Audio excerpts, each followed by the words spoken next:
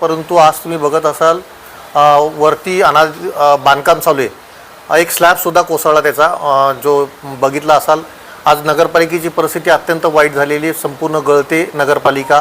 त्याचप्रमाणे मी कालच सभेमध्ये आमची जनरल बॉडीची सभा होती, त्यामध्ये एक आमची बाजूला नगराध्यक्षांची कॅबिन असं ऐकायला आलं, नगराध्यक्षांची का सभापतींचे माहीत नाही, परंतु मी सरळ आरोप करतोय नगराध्यक्षांनो का आज बाजूला जी 3 गाळे तोडलेत, आपले 3 म्हणजे 3 रूम तोडून त्याचा कॉलमसुद्धा तोडण्यात आला। आणि मी सभेमध्ये ज्यावेळेस आमचे चीफ ऑफिसरांना विचारलं का हे तुम्ही ठराव घेतला आहे का, तुम्ही याचा काय मीटिंगमध्ये काही विषय आणला आहे का, सभेमध्ये मीटिंगमध्ये विषय आणल्याच्या नंतरच कुठलंही बांधकाम चालू करावं लागतं। पण कुठलंही बांधकाम तुम्ही बघत असाल आज अनधिकृतरित्या नगरपालिकेमध्ये आमच्या नगराध्यक्षांनी सांगितलं होतं खाऊगी ना खाणी दोगी, परंतु आज तुम्ही बघितलं असाल का संपूर्ण भ्रष्टाचाराच्या प्रमाणे ज्या पद्धतीने काम चालू आहे।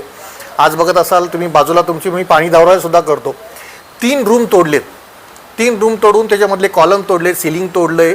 आमचे चीफ ऑफिसरांना विचारलं ते बोलतात मला माहीत नाही, तडवी साहेबांना विचारलं तर बोलतात मला माहीत नाही, आम्ही कुठल्याही सभेपुढं हा ठराव घेतलेला नाही आहे, सभेपुढं कुठलाही विषय घेतलेला नाही आहे।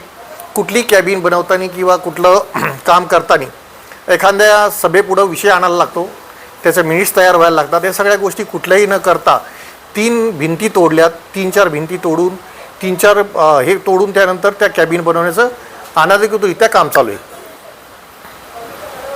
सुद्धा कलेक्टरांना सुद्धा लेटर दिलेलं ह्या सगळ्या गोष्टीचं, आणि मी माझी कंप्लेंट दिलेली कलेक्टरांना का ही अनधिकृत ज्या पद्धतीने भर सभेमध्ये म्हणजे मी सभेमध्ये सुद्धा ह्याचा आरोप केला आणि कोणी अधिकारी उत्तर द्यायला तयार नाही, चीफ ऑफिसरांनी तर उत्तर दिलं नाही, आणि आमचे शहर अभियंता आहेत राजेश तडवी यांनी कुठलं मला उत्तर दिलं नाही। तुम्हाला मी जाताना पाणी दौरासुद्धा करून देतो। आणि ते कॅबिन आज नगराध्यक्षांची एक भरदस्त कॅबिन इथं असताना सुद्धा दुसरी कॅबिनची काय आवश्यकता आहे, परत सभापतीच्या निवडणुका होत आहेत, त्याला कुठलंही कॅबिन नाही सभापतींना, मग जाणीर कुठं?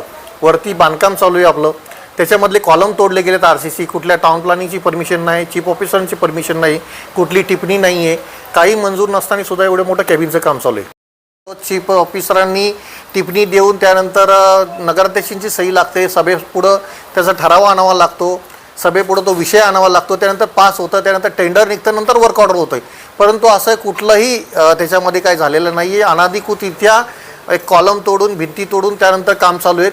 ते मला वाटतं तुम्ही पत्रकारांनी सुद्धा जाऊन बघावं, आणि आमचे अधिकारी डोळेझाकपणाने फक्त काही पक्षाच्या भीतीने तोंडावर बोट ठेवून उभे आहेत। मी सभागृहामध्ये सुद्धा चीफ ऑफिसरांना सुद्धा हा प्रश्न केला, तडवी साहेबांना केला, कोणी उत्तर द्यायला तयार नाही का आम्ही काम करायला सांगितलं नाही म्हणून स्पष्ट सांगतायत। या दालनासाठी एकंदरीत अंदाजे किती खर्च करण्यात येणार होता?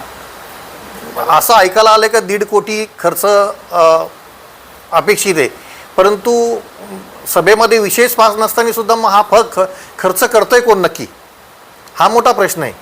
आणि मी मागे नगराध्यक्षांना सुद्धा हा प्रश्न विचारला, नगराध्यक्षसुद्धा यांनी काही उत्तर दिलेलं नाही। नगराध्यक्षांची कॅबिन जर बाजूला आहे, चीफ ऑफिसरांची कॅबिन बाजूला आहे, त्यांनी जाऊन पाणी दौरा केला पाहिजे, तुमची भिंत कोण तोडतंय, तुमचे कॉलम कोण तोडतंय, तुमचं सिलिंग कोण तोडतंय। त्यामध्ये ज्या जुन्या AC बसवल्या होत्या 3 कॅबिनमध्ये, 3 कॅबिनच्या AC गायब आहेत, फर्निचर गायब आहेत, मग इथले वॉचमॅन आणि हे सुद्धा काय करतायत? या संबंधित तुम्ही कोणी तक्रार केलेली आहे? हो, कलेक्टर ऑफिसला मी याची तक्रार केलेली आहे, कलेक्टर साहेबांना तक्रार केली, त्याचंही पत्र मी तुम्हाला देईन।